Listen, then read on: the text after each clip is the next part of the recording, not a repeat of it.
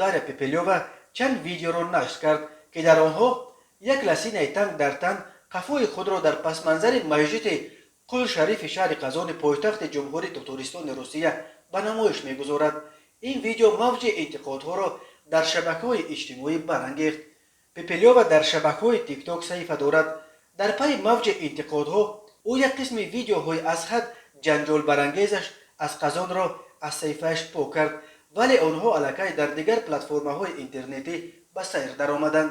Корбарон аз мақомоти Русия хостанд то Пепелеваро ба мисли блогери зодаи Тоҷикистон Руслан Бобиев бо ҷурми таъқири эътиқоди диндорон ба ҷавобгарии ҷиноятӣ бикашонанд.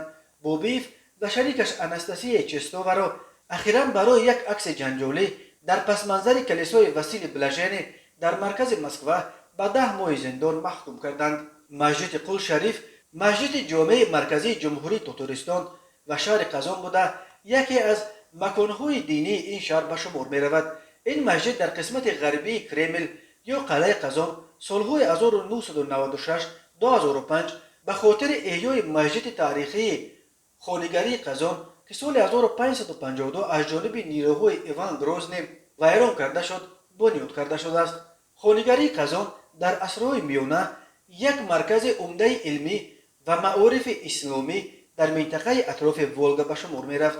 Масҷиди ҷомеи Қазон ба шарафи Саид Қул Шариф, охирин имоми Қазон ва яке аз раҳбарони мудофиаи ин шаҳр аз нирӯҳои Иван Грозний номгузорӣ шудааст. Вақтҳои охир дар Русия аксу видеоҳои эротикӣ гирифтан дар назди маконҳои муқаддаси мазҳабӣ мисли муд шудааст.